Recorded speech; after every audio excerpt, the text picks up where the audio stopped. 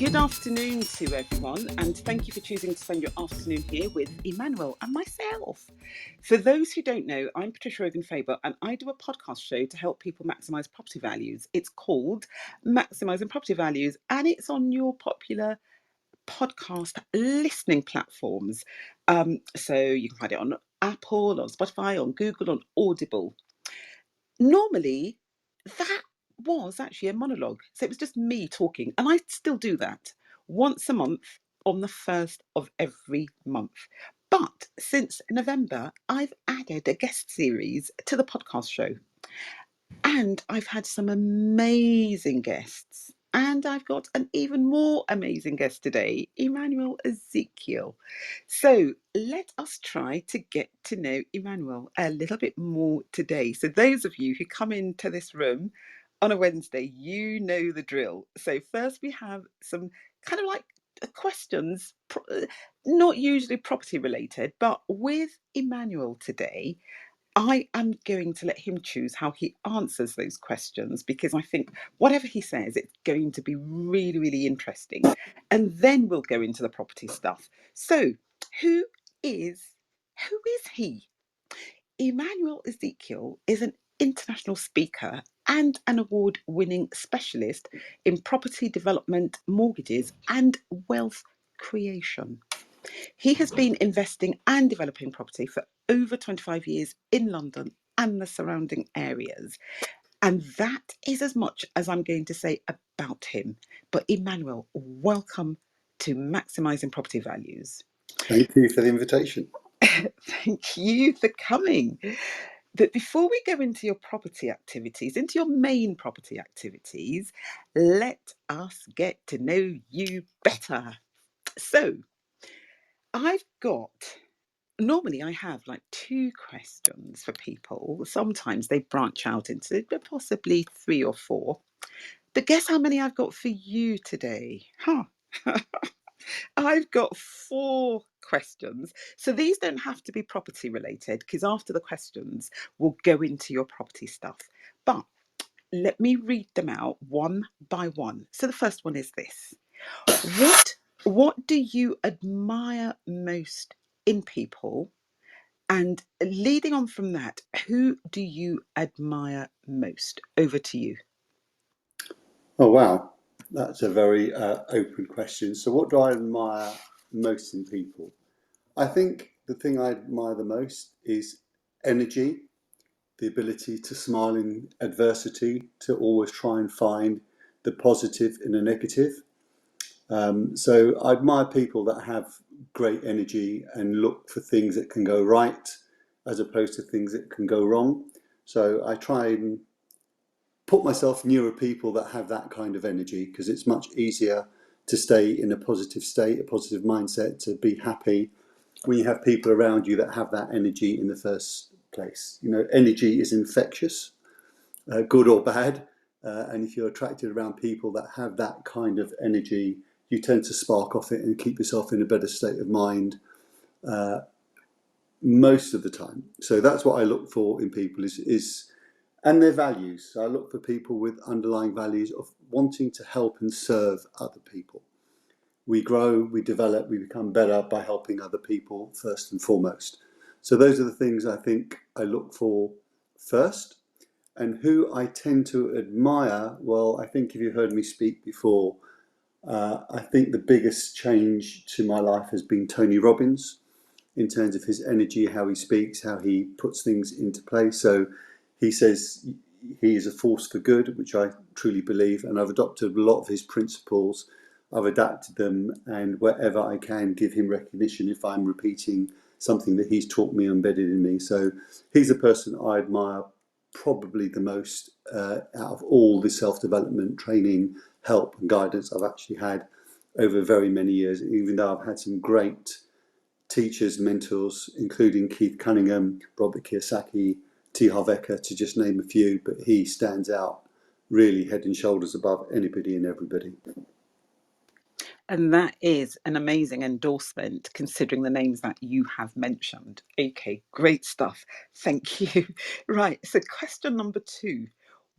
this is like the flip side of the first one. What do you detest the most in people? And I'm not asking you who you do detest. And um, and really, like you did with that one.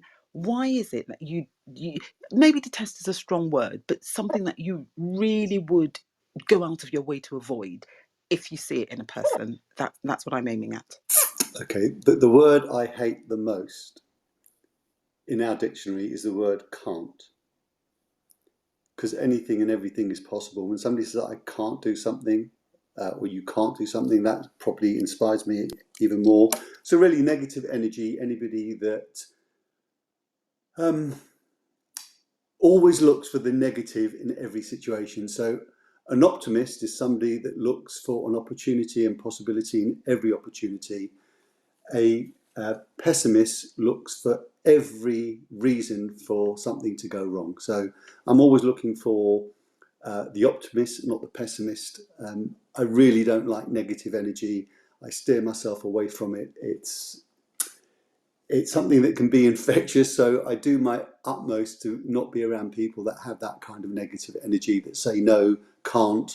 I believe if you ask long enough and hard enough and you go to the right people, you'll always find an answer to any particular solution, whatever the problem is. And I've been through many adverse situations in my life, and it's having that positive energy rather than negative that's helped me navigate through it. And if I stuck with the negative side, that would certainly have been really detrimental to me. So anybody that has that negative connotation, that negative energy of looking at what things can go wrong.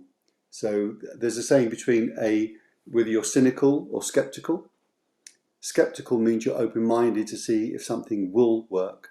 Cynical means you never give yourself an opportunity to. So that's what I try my utmost to steer away from as far as I can, as often as I can.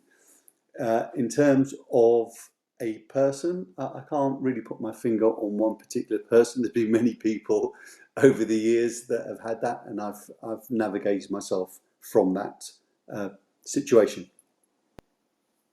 Oh, honestly, I am just laughing because you know what? You know what, Emmanuel? You probably are not surrounded by too many lawyers because lawyers are trained to look for everything that can go wrong. Because once you can then spot the things that can go wrong, you can then put in place the things that will make sure they do not go wrong. Well, I do like lawyers, but I like lawyers with a can-do commercial attitude that understand what I'm trying to achieve. So that's about personal relationships. So the lawyers I tend to work with, I tend to tell them and ask them what I want to achieve and how I can achieve it, rather than look for the issue. So lawyers are there to help us and protect us, but you also have commercially minded lawyers that look at things differently, that help you be able to grow and develop your business. So I do understand about lawyers. Not all of them are negative. They are trained to look for what might trip you up, but at the same time, if they're commercially minded, they can also show you how to make something even better than where it was. Exactly. Oh, yeah. I could not agree more. Excellent. Right. Now, your third question. If you had a chance for a do over, what incident stroke time in your life in the past would you change and how? Oh, wow. Okay. So I would probably say everything that I did until the age of about 23, 24 was a platform and a foundation that I needed to have. Because if I didn't have that, I wouldn't have realised how much better things could be. So I would probably say at the age of probably 23, 24, when I started my personal development growth, I would have got into property and finance much, much quicker than I did. I didn't start till much later on in life in that sort of area.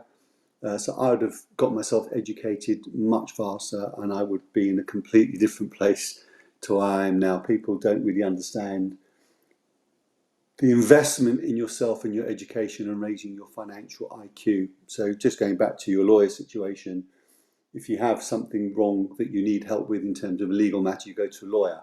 If you have something wrong with your health, you go to a doctor or a specialist. but it just amazes me how very few people take the time to invest in their own education, their own financial IQ to accelerate their journey.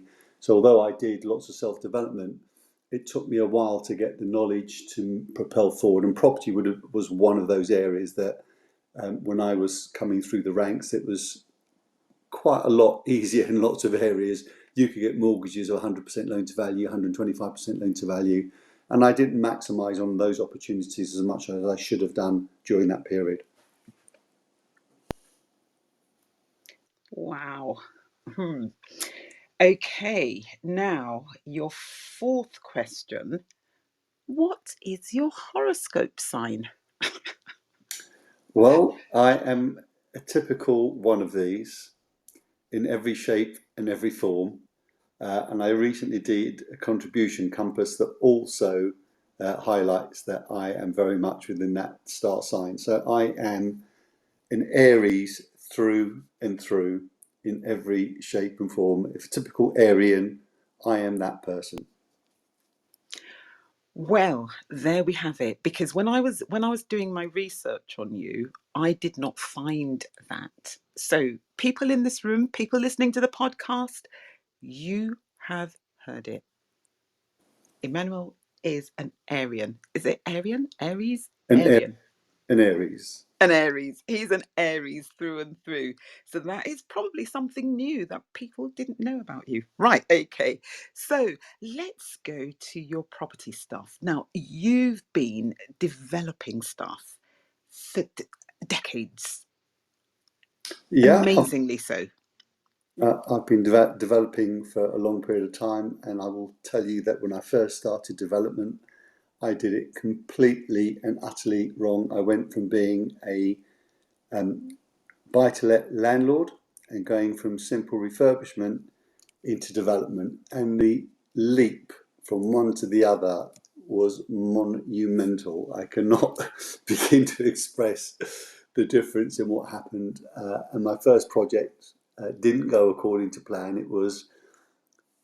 I'd say it's a bit of a nightmare. So the first project that we did was a PD, a conversion from office to residential. We got recommended to a builder that we didn't verify. At one point, the building was completely stripped except for the front of the building, which was, it's a, if you can imagine, it's a terraced building. So you've got two offices either side, and the builder took down the whole of the building, including all the floors and the rear, and just left the front facade. How that building didn't collapse inwards is beyond me. There was one steel just holding everything together. And I was, just by pure luck and opportunity, we got recommended to the most amazing QS and contract administrator that held my hand and showed me the process all the way through. Now that cost me then, we're talking many years ago, 30,000 for that professional service there and then. That was a very small investment for my education. One way or another, you're going to pay for it, and I certainly paid for it in increased cost, in increased finance cost, building cost, and professional fees. So that's why I'm quite heavy on getting the education, or getting somebody that has that education to help you navigate through that particular process. So that's how I started learning about the intricacies of development, and then from there started to get a professional team together, understanding the importance of a great contract administrator, a QS, mechanical engineering, party wall surveyors, all the different professionals that you need to put together within a particular project. And each project is different. The professionals will be different depending on the location, depending on the kind of building that you're doing. Is it a conversion? Is it a new build? Is it a part and part build? Each one has its different complexities. Are you building a basement? Are you coming from the ground? Is it a house? Is it a flat? Is it a combination of commercial and residential? So that's been learned over a period of time with many different partners. So most of the stuff I do is all joint ventures in one shape or form, and that's for many reasons. One, you get the collaboration, the network that they have of their professional team. You minimise the risk. and I'm also able to accelerate my knowledge dramatically. I'd rather be, as I said, on 10, 20 projects, earning 10, 20% on one project, earning and learning 100%. You're able to accelerate your team, your knowledge, and minimise your risk by doing so. So that's been part of my ethos for quite some time. Do you know, I think my mouth is still wide open when you described that first development of just having the front of the property left and everything else gutted. Oh my god, I get. I'm speechless because um, I suppose you're even really lucky that the neighbours didn't actually know what was going on, such that they didn't call the council, who could have then condemned the whole building and shut it down, and maybe carried out certain works at your expense. Oh, it sounds like a nightmare. You did say it was a nightmare. Oh, good It, goodness it, gracious. it was a nightmare. I learned a lot of things on that particular job, even at one point having to shovel concrete in my suit because the builder hadn't turned up. So I've learned a lot. One of the things I started off was on a building site. So I'm a heating and ventilating engineer. So I worked on a building site. So I understand all the different trades. And one of my more recent projects was a similar kind of build where it was in a mews between two office buildings on a one-way street. And the difference in what we had to do there, where we took the building down brick by brick, the support mechanism, if you can imagine Transformers, the film, that's how we had to hold up the building, the amount of steels holding up the building from each side to make sure there was no movement. And that's the difference between my first experience and having the knowledge to how to do it correctly with the right team in place. So very different scale. That first build was probably around about 500,000. This particular build's about 2.5 million. So very different kind of construction process and method. And they say good knowledge comes from bad experience. That's how we learn. Sometimes our greatest skills are from the things that we didn't hope to go well. So, Emmanuel, one of the things that you admire the most in people is when they set out to help. Now, you are part of Peak Performance Property, and there's a link above for people in the room, and for people who are going to be listening to this on the podcast, so they can't actually see the link. You want to go to www.peak, PEAK hyphen P hyphen property .co.uk. So that's www.peak-p-property.co.uk, where you can find a lot of information about what we're just about just to start talking about. So you guys, this is what you do, isn't it? Because based on your experiences and seeing what you went through and how much it cost you, you've set this up to help people not make the same mistakes. Do you want to tell us a little bit more about Peak Performance Property? Yeah, so when it comes to education, training, mentorship, the average training course doesn't work. And the reason why it doesn't work, you go to learn a strategy over a weekend and then you're expected to be an expert in that strategy. It doesn't work. So regardless of what property strategy that you do, each one of them takes time, and the development takes anywhere from 12 to 18 months as a minimum. So unless you've gone through a number of projects yourself, you won't know what's coming up. So we do a mentorship program where we help and guide people through different areas of their different property strategies to help them navigate what that is. So that's what it's set up. And you have the collaboration of other similar mentees that are similar sort of level. They're not beginners, because we can't help beginners that much. They really need to be in property. We want people to accelerate where they are. And if you've got other people that are already much more advanced, you're only as strong as your weakest link. So we need to make sure that people are all like-minded, they're similar, and we can help them grow and expand, whatever that strategy is. So we focus on what we call your measured journey. So we start with OPP, which is other people's property, which is things like rent to rent, HMO, that sort of stuff. We then go from that to taking the cash flow from that to acquiring your own assets. So you start building your own assets. Once you start doing that and you have some knowledge and experience, we then go into my favourite drug, which you've heard many times before, opium, which is other people's money. And other people's money doesn't mean other investors' money. The bank is other people's money. Mortgages are other people's money. And then once you've got the knowledge and skill, you can then use that knowledge and skill and expertise because you've got a number of properties under your belt, you're managing them, you're controlling them, you're owning them. You can then start to use investors or high net worth clients' money, then to build portfolio acquisitions. Rather than buying one property at a time or one flat at a time, you can buy 4, 5, 6 at a time under one lease or one freehold. So you build your property portfolio quicker. And then once you have all of that knowledge, you then go into what I call the most risky of all the property strategies, which is property development. And it doesn't matter where you are on that timeline, you can go up or down it. So people that don't have cash flow might want to go for other people's property. People that already have cash flow might want to start building their assets. It depends where you are on that matrix, and each one of us will have a different journey at different times and what we need. And by understanding the different methods of making money in property, depending on the market, you can adjust up or down. And that's what you guys help people with in peak performance, isn't it? Very. Yeah. Okay, so honestly, people go and have a look at that website. It's very attractive. It's very easy to understand, and you can even see all the things that you can get. And you guys offer a free strategy call as well, don't you? Where you set aside 30 minutes to talk to people about how you might be able to assist them. So, if you are that person, you're not a beginner, you've already started in your property business and you want to accelerate, your progress, where better should you go? So you've heard it, www.peak-p-property.co.uk.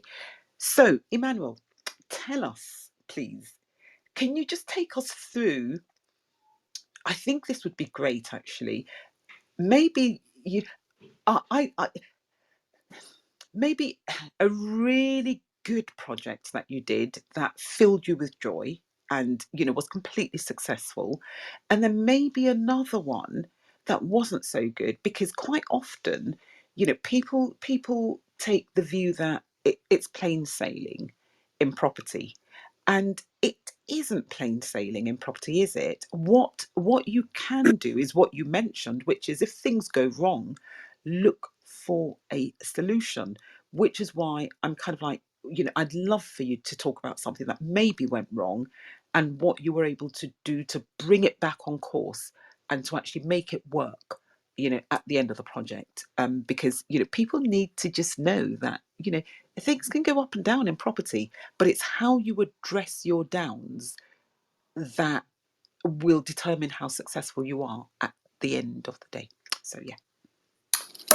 So over 30 years, there's been quite a few different success stories, and there've been quite a few ones that haven't been so successful. So it's not going to be that difficult to recollect. So I'll talk about one of the ones that was probably. I'll talk about two that were really good. So one was again a joint venture. Somebody approached me to help with the cost of planning to get a commercial unit into storage. There was a lot of storage needed in the area, so we put in plans for I think it was 26,000 square feet from the current building. We submitted it to the planners. They came back and said, no, we won't allow that amount, but we will allow it if you double the size. So never had that before, where the planners come back and ask us to increase the size. So that was music to our ears. We only had it for 9 months. We sold it for a profit of $1 million in a 9-month period. Didn't build anything. So that's probably the nicest and sweetest deal that I've done previously. Another one of the deals that I did not so long ago was a nursing home. We bought that. It was vacant we did an option on it for 306,000. We got planning for 5 units. Once we got the planning, we completed, but because of how we did the planning, we knew there was another way to increase it. So we increased that from 5 units to 7 units. And then when we started the build, we noticed there was even more space in the loft. So we then created the loft space into another unit. So we created that into an 8-unit scheme. The total cost of purchase and build was circa £1 million, and the GDV is just over 2.1 million. So those are what I call two really nice opportunities that happen. But I can talk about one that's happening right now that's not so great. So Emmanuel, can I just please Sure. interject?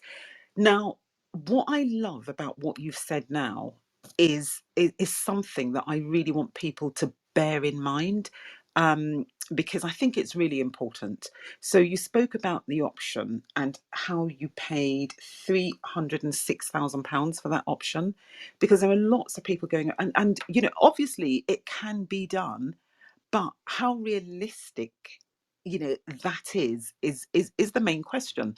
People saying, oh, you know what, you can go and offer somebody an option to buy their property for £1. Now, yes, people listening to this, but don't get me wrong, they can happen theoretically. It is doable, but in terms of practice, if you really want to get things done, I don't know about this £1, but here you are listening to somebody who does this a lot. £306,000, because bottom line is it's a commercial agreement, isn't it? And why is somebody going to. Anyway, can you talk us to how you got to that £306,000 on the option fee? I will talk how I got to it, but if I explain how options work in a different scenario, people will tend to understand it. So you've heard of people like HMV and other companies like that, and Debenhams, where the company's been sold for £1. When it comes to commercial businesses, people understand you can buy a business and you take over the business for £1 and you take over the debt of the company. So an option is just the right to purchase something, but not the obligation. So when it comes to property, there's many ways you can use an option to secure it. Sometimes it's as low as £1, and sometimes it's more than that. So on this one, we didn't pay £1, we paid £1,000 because they wanted a bit more of a commitment. And then obviously we have then the costs of incurring the planning. So there's some risk on our part. So the owner knows that we're putting some what we call skin in the game, and they get an increase in the price if we get planning. So the property was worth probably around about 250, and we gave them an uplift to give us the time to get the planning. So it's something that we do on a regular basis. As a developer, I will often secure land. I've done a number in the last few months for just £1. So I did one recently. The purchase price is 1.937253 to be exact. It's 5 units, it's 4 flats, a freehold, and then terrace, and that's subject to planning, and that's actually going through as we speak. So, but the planning costs on that are around about 70,000. So we're controlling the property for £1, and the owner gets a higher price based on me actually getting the actual planning. So that's the basic essence of it, and it's understanding what the person needs. So if you're giving somebody an uplift on the price, then it's quite often they will be receptive to an option kind of agreement. But I also use options where there's negative or low equity, and then just taking control of the property and knowing how to sweat the assets. So it's a very useful instrument and tool as a property investor, as part of your arsenal of tools of how to control or secure property. So that's how most developers or sophisticated property investors control property, through options, lease options, sandwich options, or various kind of option agreements. Oh, great stuff. Thank you. So to get an option that really works for you, like, the £1 ones, I guess we're talking about the same thing. For me, it's about being able to get it done. So if somebody wants to do that, then they should really, I guess, like, most people in property will say, if you want to do something, go to somebody who's done it and done it again successfully. and get them to walk you through that process, because then your chances of success are going to be that much higher. But going back to this other deal, that sounds just absolutely amazing. So for a purchase price, because I thought when you said, option fee of 306,000, I thought the purchase price would be closer to 1 million, but 250,000, and you're getting 2.1, or the GDV is 2.1. That is amazing. Well, that was lucky. So part of the luck was, so we worked the numbers based on 5 units. So the scheme worked on a 5-unit scheme, but as we worked through the planning, so originally we were going to do it as 5 large HMOs, because that's what the market looked like it dictated. But while we were going through the planning, and we changed architect, I changed it to a different architect, and they came up with a better revised scheme that meant we could increase the GDV, reduce the actual flats, and come up with 7. And the last part of it was, again, was sheer luck. Is that when we got into the roof, we realised there was so much space in the roof space that we could do a further application and get a studio. And when we were building the studio, we realised it was big enough to turn into a 1-bed, so we did. So those 2 things added quite a lot to it. So we would have made money anyway on the 5 units, but getting the extra uplift from the 7 to the 8th unit made it a very attractive. And every now and again, you get one of those projects that go your way, and you make a bigger margin than you had anticipated. So that's one of the good ones. Oh, it sounds very good. Like, that the property that just keeps on giving from 5 to 7 to 8. But so did you have the large HMOs in there in the end, or did you completely just change them all to flats? So we changed them all to flats, and well, yeah, as you say, it keeps on giving, and it does keep on giving. So we've converted half of it into SA. So in addition to all of that, we've got the capital allowances that we can now claim against. So we retained that property. We didn't sell it. We retained it. So we now got the capital allowances. So we've got a hybrid between buy-to-let and SA in that block. So it works really well. Oh, it sounds amazing. It just sounds absolutely amazing. Right. So sorry, I did interrupt you. You were going to talk about a couple that maybe hadn't gone according to plan, and what you did to bring it back on track, or bring them back on track. Okay, so I can talk about one right now that's been going on for a couple of years, and it's probably been the project from hell. So we bought a project that had planning already. We enhanced the planning process itself through another recommendation from a very reliable source. We engaged a builder. They started the build, and they didn't protect the site properly. They didn't do the original digging out properly. So we had a number of issues with the party wall, even though it is a block of flats. You still need party wall agreements, even with a block of flats, if you're building a basement, which we were. If the angle between the bottom of the basement and their edge of their building is within a certain degree, you have to have party wall agreements. So we almost had a landslide, so we had to get a company in to come and shore up that particular property. That contractor went bust. We appointed another contractor, and then we had COVID. We've also had Brexit, so we've had time delays, construction delays, increasing costs, increasing labour, and the second contractor has now gone bust. So we're 2/3 of the way of the project, and we have to complete the project. Our existing funder is getting very antsy. The cost to complete is around about £250,000–300,000 more than the original contractor. So we're having to navigate through that either with the existing lender or to use another lender to refinance out. So not every project goes the same, and a profit on that particular job from when we started, or around about 850,000, I would say we would be lucky to break even on that particular project. So not every project goes the right way, and that's why you need to have your profit and cost of a minimum of 20%, because even when you have that, things can go against you and you can't always come out unscathed.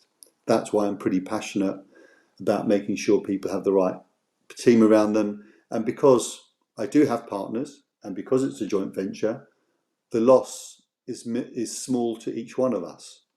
That's the part of joint venturing. So when you make money, you share that, but when you make a loss, you also share that as well. So that's the importance of minimizing your risk. Oh, thank you.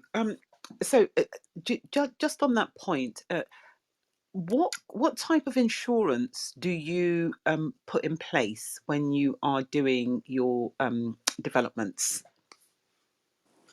Well, there's a number of insurances you can put in place, but you can't often insure against the builder going bust or increasing costs or materials. Very few people insure against that. So you would normally insure the construction. So, and again, depending on what kind, whether you're doing a build, design and build, or a JCT contract, you you will have insurance if the contract has to have to do with the construction. Depends on the construction method. If it's steel frame, if it's concrete, you'll then have warranties that you need to provide for the new owners when they move in, like build warranty. So there's a number of different insurances you have to have in place between you or the contractor, or with you, the bank, and the contractor. Thank you, thank you, thank you, thank you. It just sounded really nightmarish about nearly having a landslide, and I'm assuming you guys picked that up based on experience. How would one begin to spot a landslide? So with every site, you have a project manager, you have a contracts administrator, you have health and safety. So between those three, they would normally pick up any issues to do with the construction method, and that was picked up by our contract administrator and the health and safety at the time. So that was picked up pretty early through the weekly or bi-weekly visits where photographs are taken. Now we're putting on all of our sites time release cameras so we can view them on a daily basis to just see what's going on. Just gives you a bit more control, especially if you have a few different sites that you're working on, and if they're not within easy reaching distance. So those are the things that we're doing now. Modern technology is allowing easier navigation and remote viewing of your sites. So remote viewing, time release cameras. Again, just in case there's somebody listening to this and wanting to know more, are there any particular cameras that you might, which one works for you if you're able to share? And if it does, what exactly about it do you really, really like? Okay, so when it comes to technology, I am what's called a technology dinosaur. So Oh, like me. with I don't deal with that stuff. What basically a time release camera does, if you're building a portfolio, you can literally in 2 or 3 minutes show anybody your whole project from start to finish, of how it started, how it finished. So if you're building a portfolio, you're building a reputation, you're going to investors, you're going to lenders to show them how you've built the project from start to finish, it's a pretty good tool to have. Also, by having cameras that you can access, which you can do almost now remotely from almost anywhere, it gives you the ability to just log on and look at the site, what's going on at any particular time, whether the trades are getting there on time, whether they're leaving early, if they're actually working or not while they're on site. So it just gives you the ability to look at your site remotely. And there's many cameras that you can do that now, and they're relatively inexpensive. Almost all of them now are pretty good. Okay, great stuff. Yeah, because I think Swan, SWANN, I've used that in the past, and they're actually quite good. The software, they used to have an amazing piece of software. I think that was called Home View, no, Swan View Link, and then they changed it to Home View, and the latest one is just crap. Just not very, very good. So yeah, even if you are, a technophobe like I am, Emmanuel says he's a technological dinosaur, which I think I am as well. Anything to do with technology, I don't really get. But these cameras, yeah, sound really, really good, especially if you're doing developments and stuff. So we've heard from you, this one that's, it just, yeah, it doesn't sound good. So how are you actually managing the partner relationship in this nightmare one that you're talking about, which has been hit by Brexit, been hit by COVID, been hit by, it sounds like everything really. Um, how fraught or not is the relationship with your investors, or your partners, not investors, partners? Well, it's not fraught in as much that they're fully aware and they're part of the project on a weekly and monthly basis, so they're fully aware of what's going through. We're all in this on an equal basis, all have similar sort of knowledge, experience, expertise. So it's just one of those projects that just hasn't gone anywhere the way that we thought it would done. Having said that, while we're going through the build, we have just increased the end value by about another 100,000 because we've changed a 2-bedroom unit into a 3-bedroom unit. So there is a little bit of light at the end of the tunnel. So we're looking at ways to how we can actually maximise the GDV while we're building it out. So that's part of having the knowledge, the experience, expertise. We've got a really great project manager. I call him the Vulcan. His name is Tom. And when we talk about relationships and energy, he actually contacted me after a similar kind of interview like this about a year and a half ago. And that's what I talk about when you try and help people first by giving first. You never know when somebody's going to come back with the law of reciprocity. And he's certainly somebody that's helping us grow and navigate through any real issues on any of our projects. And he's been so good, we've made him a director and shareholder of the business in a very short period of time. So you just never know when the next person, your next joint venture partner or partner is going to come from. So just came from something like this. I was talking on a development on another platform. He was listening in the background and literally contacting me because of my honesty on not doing rah-rah, because everybody talks about property always being great, and it's not always great. It's a journey. It's a marathon. It's not a sprint. There'll be good times. There'll be bad times. And just being honest about where you are. And I try my hardest to always say it as it is. It's not always, with rose-tinted glasses. People always talk about, they go on a training course and all of a sudden they're an expert. And that drives me crazy. I hear people just regurgitate what they've heard. They talk about planning, they talk about option agreements, they talk about finance as if they've done it. They've never been through a whole project themselves, but they're talking about they've done 10 and they've never done one. So I like to say it as it is. Oh, honestly, I could not help but laugh. Um, and you're absolutely right. It's yeah, it, it's a different landscape out there, especially since Clubhouse, and yeah, really interesting. Um, so Tom the Vulcan, he sounds like a really really great guy, and you know again, being able to know what he wanted, and then for the pair of you to be able to, like, come together and enhance what each person is doing, I think is, yeah, like you say, it's one of the benefits really of being honest, of being open, because you're then going to attract somebody who's very much like you, and then immediately that you ought to be able to work together, so that surely must make things, so much easier. um Now, can you maybe give us some breakdown in figures, a little bit more, and for people listening to this, all of these the guest series, nobody ever knows what I'm going to ask them. The questions come, and this is again how, people, you can tell, you know everyone who's been invited onto this show has been somebody that I personally respect and I personally would listen to, and and I'm trying to share, that with, people who might be listening to the podcast or listening to the show So in you the made one an week. exception in my case this time, have you? Sorry. So you made an exception in my case this time. No, no, no. I do definitely respect you, Emmanuel. I would never have him. Honestly, I'm one of these people. I would rather make a rod for my own back than do something that I didn't believe in. And no, I completely respect you. You know, you say it as it is. And the thing is, you're passionate about property. And you know, when people are passionate about property, it, you can just tell. You can just tell. And I've been looking forward to this because I've also wanted to learn from what you're going to say and your experience. Say no, of course not, Emmanuel.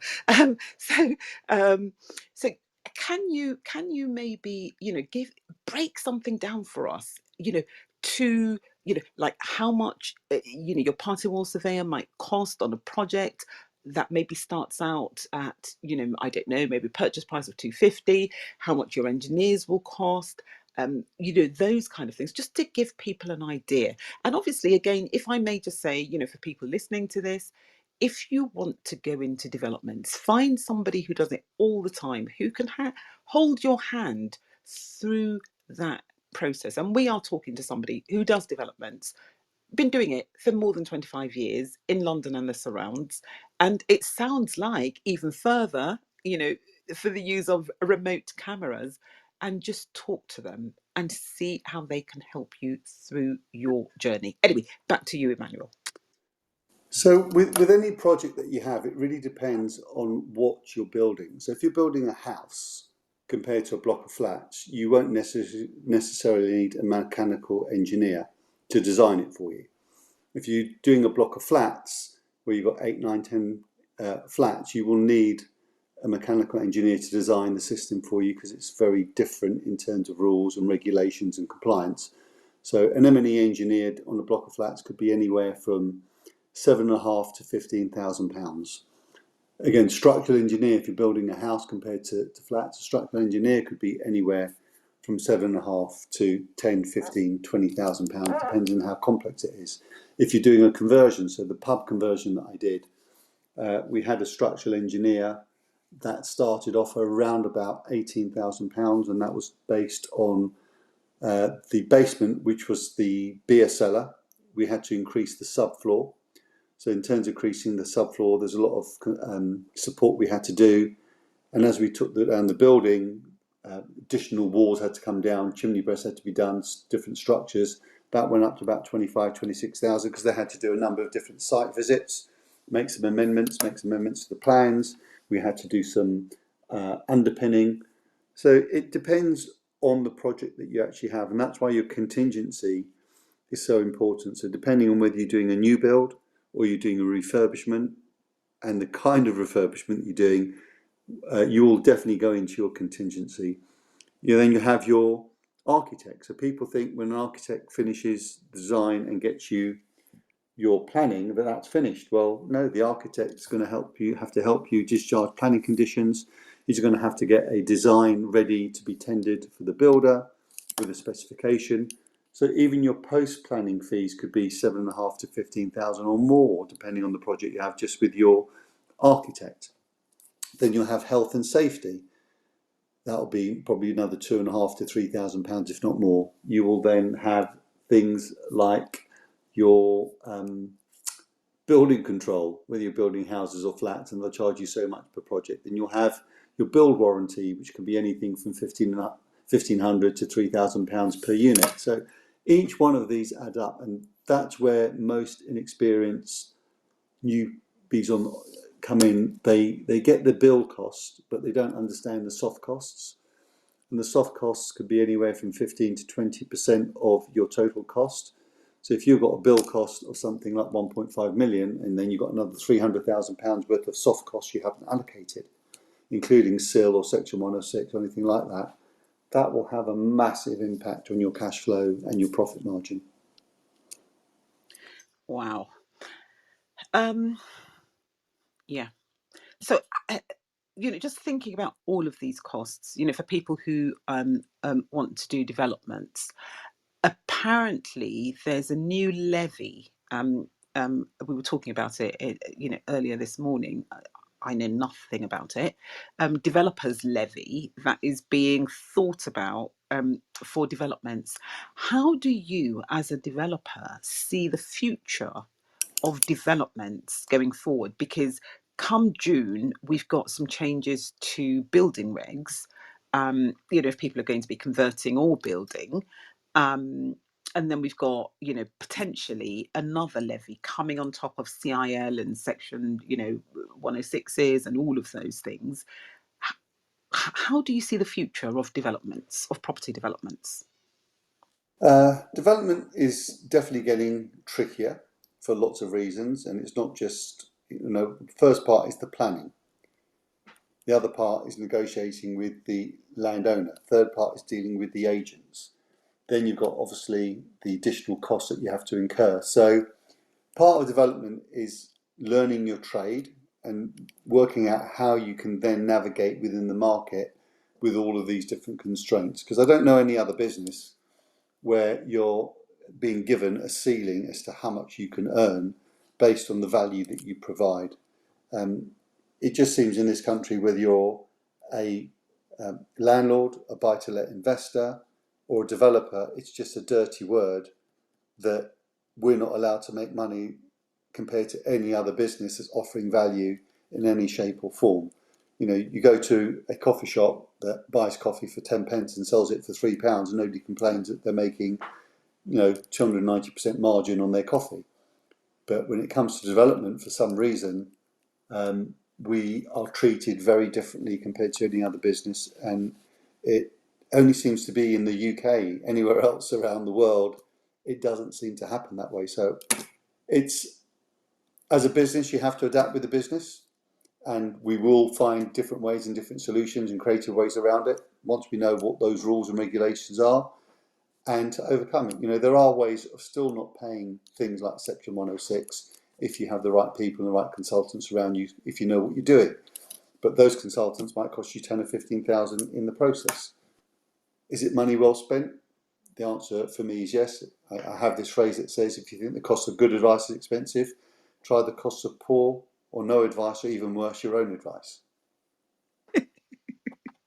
Oh, yes, yes, definitely. Thank you, Emmanuel. Your own advice. I should really take that on board. I'm often advising myself. And also, actually, it reminds me of a saying that we were taught in law school. Um, a lawyer who represents himself has a fool for a client. I've heard that Saying many times before, and it's true. so true. Um, right, great stuff. Oopsie, I don't know what I'm doing. Um, so we're looking. We've had a look at some of the costs that people might be overlooking, which is again, I cannot overemphasize that if people are doing something for the first time ever, they really must go talk to somebody who has done it so many times before, even if they think they know what they're doing. Get that person to walk you through that project, aka mentoring.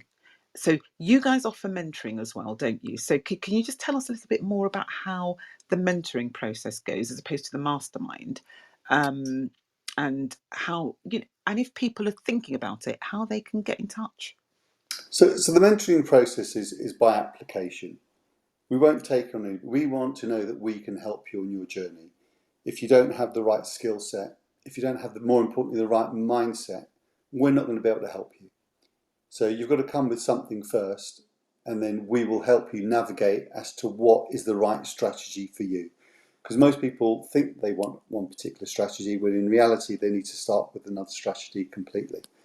So that's part of what we do. So in terms of analogy, it's like, if there was something wrong with you, would you go on the internet, research it, and prescribe your own medicine? The answer is no. But when it comes to property, for some reason, people think they can go and research it and then apply it. You wouldn't do a medical procedure on yourself after researching on the internet. And people are very penny wise and pound foolish when it comes to property. And property, if you don't get it right, can really severely hurt you financially if you don't know what your numbers are. So the investment at the beginning, same when you do a building, your foundation is the basis of the kind of construction, the kind of building, and how big the building is you can build. It's got to be solid. You have to invest in that in the beginning. There are no shortcuts. You have to spend that time getting that knowledge or associating with somebody that has that knowledge and expertise to help you navigate through that. You can certainly accelerate every single journey. You know, I said Tony Robbins being the greatest influence for me, and he talks about modeling. And modeling is finding somebody that already has the results that you want and finding out how they did it and copying what they did, and you'll get very similar results. You might not be as good as they are, but you won't be far off it because you're modeling that success already. You're not reinventing the wheel. So that's what I've done. In fact, the majority of my whole life, I've modeled other people, I've invested in it, I've shortcut it. And I'll give you an example. I do kickboxing. So rather than do it weekly like most people or once or twice a week, I went to Thailand and I trained for 5 to 6 hours every day for 6 weeks. I got that knowledge, I got that experience, I got that expertise in a very short period of time rather than waiting 5, 6 years to learn that particular skill. I just wanted to shortcut it, and I did that with a series of Muay Thai professional fighters to do that. And that's just one way of giving an example how you can accelerate anything that you do by going to the expert and helping you. Did it hurt me? Yeah, I had the crap kicked out of me for 6 weeks, but I got to the skill that I wanted to. Whoa. Wow. In Thailand. Wow. And that's the kind of mindset. Because, yeah, lots of people will talk about wanting to accelerate, wanting to do this, wanting to do that. But again, it's some people say it because they've heard other people talk about it. And if you're not ready for that yet, maybe not the best thing for you to do. But if you want to do it quickly, you know, you're into developments, you want to really, really kind of like move quickly, you know who to go and talk to. Now, you do have a question, Emmanuel. Somebody has said, do you do flats and houses? I think from what you've been saying, the answer is yes. Do you prefer one or the other, or does it not matter? Good question, and yes, I do. I prefer to do houses. They're easier, quicker, less uncertainty, less moving parts, less people you need to engage. But flats can be more profitable. But yes, houses are certainly a preferred option, but you can't always find enough houses to build in one particular area. So I don't like building one house at a time. It's too much energy. I'd rather build a block of flats. But if I can build 5, 6 houses and make a similar profit margin, I would always go for a house if I can. Great stuff. I don't know if you've heard as well. So people have been looking into what might be going into the Queen's speech, and apparently rent controls are a topic of some sort or other. Do you have any views on this? Do you have any, um, you know, how might that affect your business going forward, if at all? So anything that happens through legislation that has an impact on serviceability and the ability for people to pay will have a knock-on impact in terms of your business model if you're in property. So if there's a cap on rental, bear in mind, if you're an investor, banks, building societies do a calculation to work out affordability. And if that's not going to increase or is controlled, that's going to hinder your ability to refinance in the future. It's going to hinder your ability to draw out equity in the future. So it will have an impact. So once we know what that might be, then as property investors, we normally come together, we work out what the solutions may be. For every problem, there's normally a solution. Sometimes there aren't. So if we talk about Section 21, there was a solution. You had to change from what you are, from being ownership in your own name. You had to incorporate or put a different strategy in place. So once we know what is in the white paper, and it could be, and this is just my cynical side, is that Conservatives are losing quite a lot of votes to the Labour currently. I think that's quite a good way to maybe pull Labour voters back over to the Conservative by talking about rent control, whether it gets implemented or not, because lots of things that come into the Queen's speech don't always come to fruition, although they're talked about. So It could be a political stone that's been thrown to help the Tories, which are going through a very torrid time in terms of their policies and what they're doing currently. But we will only know once we know exactly what's happening and what the timescales are. They talked about a year ago that they're going to be getting rid of the ability for freeholders to charge a massive premium for marriage value that's supposed to be coming in. Nothing's really progressed further about that in the last year or so. So a lot of things are talked about, but not a lot of things that are really actioned. I couldn't agree more. So, you've just mentioned about Section 24 regarding mortgage interest deductibility relief. Um, in terms of Section 21, again, there's been lots of talk about abolishing Section 21, no fault evictions procedure. Again, what do you think? Obviously nobody has like a kind of like crystal ball, but from where you are, what do you think is going to happen with that? It's hard to say. I think it probably will be abolished. There's so much weight against landlords and what we represent, and there are tens of thousands of amazing landlords and one or two as a percentage that don't really do the right thing by the tenants. And I think the average good landlord investor is being tarnished by the brush of the ones that aren't, which is often happens. But we're in business and things are always going to change. Legislation is always going to change. We're going to have to be nimble and adapt accordingly and adjust our business model depending what's thrown at us. Yes, so nimble, we might need to adjust, but first of all, we need to have that knowledge. So, everyone just keep your eyes open, keep your ears open, listen to it, and, go get the right advice at the right time. So, people, if you're not already following Emmanuel and you're on Clubhouse, please just tap on his face and follow him and click on the bell icon on his profile so that when he's talking, you will be notified and then you can go listen to him because he's got a lot to share and lots of good advice at that, lots of honest advice at that. And passion, passion.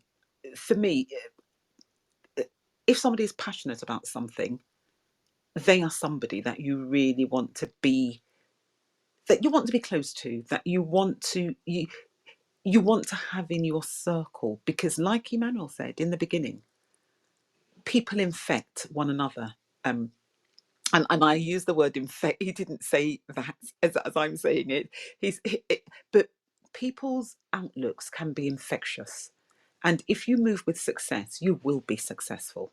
Well, invariably. Um, and that really is who Emmanuel is. So, people, you know how to contact him, www.peak-p-property.co.uk. Go do your strategy call. Emmanuel is a helper. And even if you're not ready to join his mastermind, his mentorship program right now, at least you will get to find out about it and maybe, work it into your program. But if you're into development, really, especially in 2022, it is not a time for you to be dabbling. Do not just go dabble and do it because you've seen a video on YouTube or you've heard a podcast, somewhere about development. Find somebody who's done it and who will walk you through that procedure. Somebody like Emmanuel. But on that note, there's hardly anything more for me to say apart from Emmanuel, thank you so much for doing this with me. And I've gone over time because I have just been so excited about what you've been talking about and just wanting to kind of like, get in there, and allow people to listen to what you've got to say, to what you've got to share. So thank you very, very much for doing this with me. It's been my pleasure. Thank you for inviting me. And next week, people, we have got two people. We have got the Investables. They call themselves the Investables. So if you're ever looking for, joint venture partners, you're looking to raise finance, you want to listen to what Karen and Antoine have got to say, because they will be here next week on Wednesday at 12 noon in the Maximising Property pound club room. So everyone, thank you very, very much. And Immanuel, we'll get to see you soon. You will. Take care. Have a good day. Thank you, everyone.